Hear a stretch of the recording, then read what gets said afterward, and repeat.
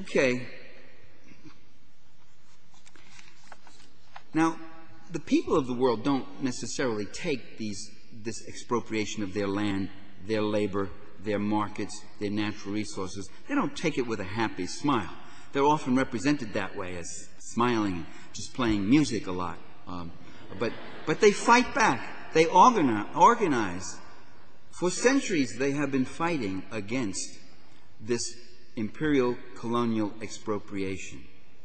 And for centuries, the European powers have been murdering them and killing them and using state-sponsored terrorism.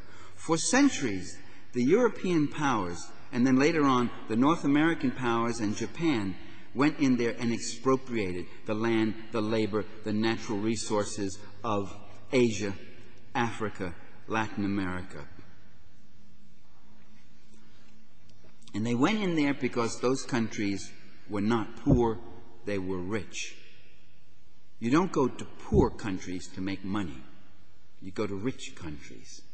They went in there for the hemp, the flax, the cotton, the copper, the coffee, the iron, the diamonds, the gold, the oil, the oil, the oil. Can I say that 3 times? Okay. They were rich countries, and they still are, many of them, rich countries. Only the people are poor. The countries are rich. And you look then at the Middle East, and you see this terrorism emerging that's called, well, these countries have been the object of state-sponsored terrorism for generations.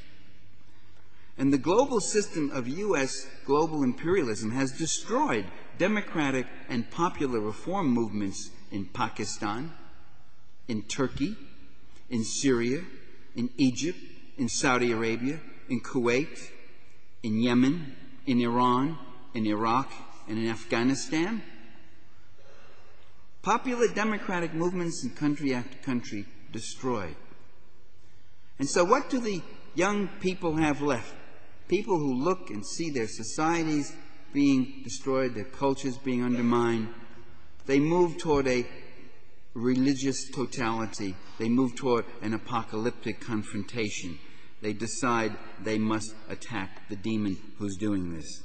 Lacking a class analysis, they think in terms of national units. It's not the United States, it's not the Americans who are doing this to them. It's the ruling interests in America who are doing this to them, and they're doing it also to us Americans back in the States. I can tell you. Let's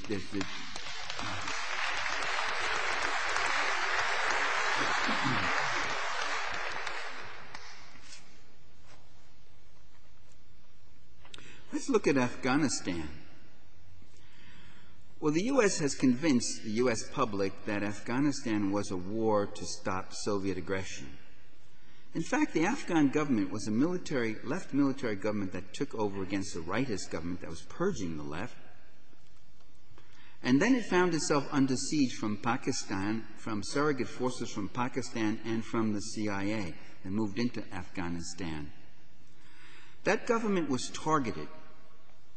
That government was doing unacceptable things.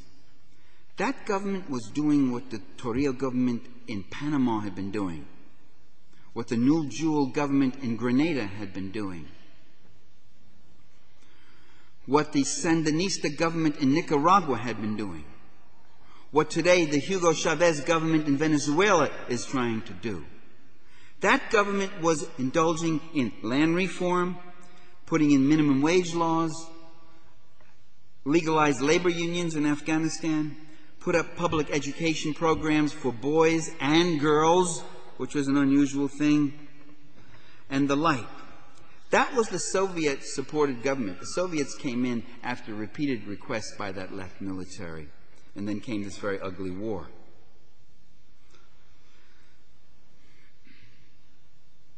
That government was doing what the United States leaders will not tolerate anywhere.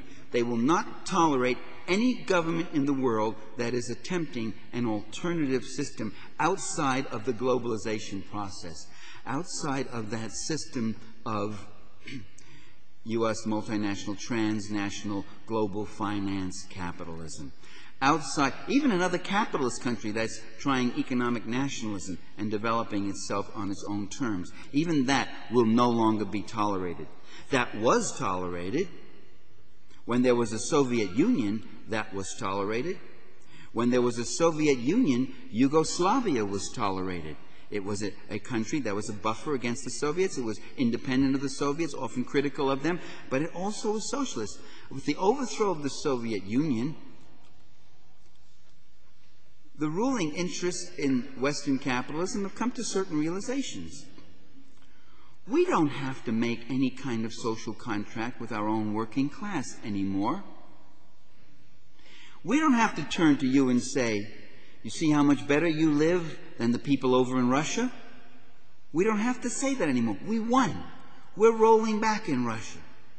In fact, after the overthrow of the Soviet Union, there was a very querulous note that began to appear in many right-wing publications. It went as follows.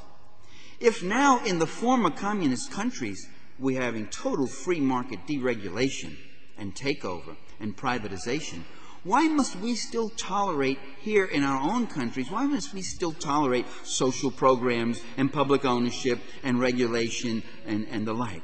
We don't have to tolerate that anymore. And you workers, you can forget about lifelong seniority or job security, whatever else. You've got nowhere else to go. You can go turn any color you want, red, pink, whatever else, but there's no Soviet menace anymore there. You don't have a base. You don't have a global base anymore. And they could turn to the third world countries that they were giving aid to and saying, we're going to build you up and build a prosperous middle class and make you a little bit more like Western Europe or North America so that you will not be tempted to go communist, and which means go socialist. Want to keep you capitalist, but a kind of a capitalism with a human face. Well, capitalism with a human face is now capitalism in your face. And they don't have to do that anymore.